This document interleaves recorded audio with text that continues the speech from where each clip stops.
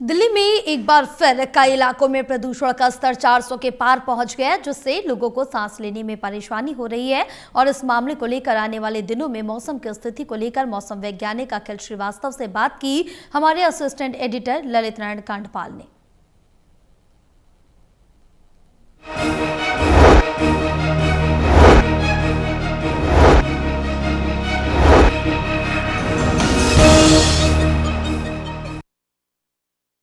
दिल्ली के कई इलाकों में आज भी प्रदूषण का स्तर 400 के आसपास नज़र आ रहा है, जबकि कई इलाकों में जो है 250-300 बना हुआ है। वहीं दूसरी तरफ ठंड भी जो है अभी हाल ही में कुछ दिन पहले उसकी आवक ज़्यादा हुई थी, लेकिन इसके बाद अब देखा जा रहा है कि ठंड काफ़ी कम महसूस हो रही है।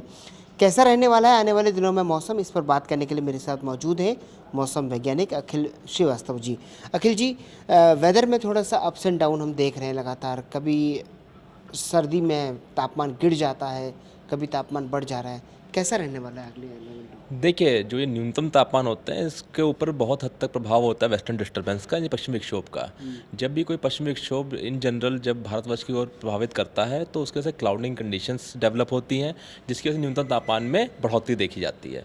और जब वो पश्चिमी विक्षोभ वेस्टर्न डिस्टर्बेंस जो ईस्टवर्ड चला जाता है तो उसके पीछे से ठंडी हवाएं, जो नॉर्थ वेस्टर्ली नॉर्दर्ली विंड्स होती हैं, ठंडी हवाएं, वो कोल्ड जो टेम्परेचर्स हैं उनको लेकर के आती हैं और तापमान में गिरावट देखी जाती है।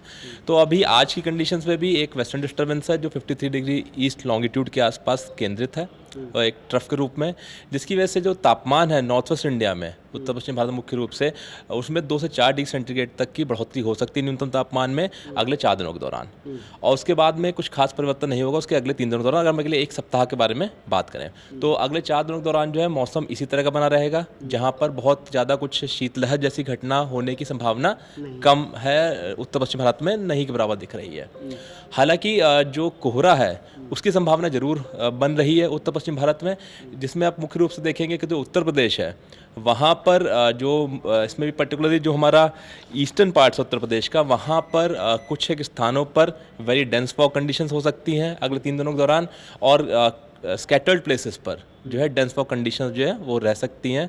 इसके अलावा वेस्ट उत्तर प्रदेश में भी अगले 3 दिनों के दौरान डेंस फॉग कंडीशंस हैं जो रह सकती हैं आइसोलेटेड प्लेसेस में। तो ईस्ट उत्तर प्रदेश में अगले 5 दिनों तक डेंस फॉग कंडीशंस, अगले 3 दिनों तक वेरी डेंस फॉग कंडीशंस आने की चेतावनी जारी की गई है।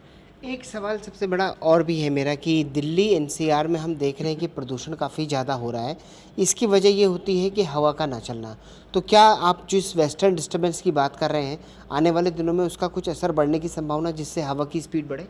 देखिए, जो अगर हवा की गति के बारे में बात करें तो अगले 3 दिनों के दौरान तो बहुत ज़्यादा हवा गति में परिवर्तन नहीं होगा, बहुत ज़्यादा नहीं बढ़ेगी। इसी वजह से हमारा अनुमान है कि कोहरा भी जो है वो shallow to moderate fog condition Delhi NCR में बन सकती हैं। तो जब हवा की गति धीमे होती है तो ये कोहरे के लिए थोड़ी सहायक होती हैं अगर मॉइस्चर की अवेलेबिलिटी है। तो इसीलिए जो नॉर्थ वेस्ट इंडिया के प्लेन एरिया हैं, मुख्य रूप से पंजाब, हरियाणा, इन सभी क्षेत्रों में डेंस फॉग की वार्निंग भी अगले 3 दिनों के लिए इशू की गई है।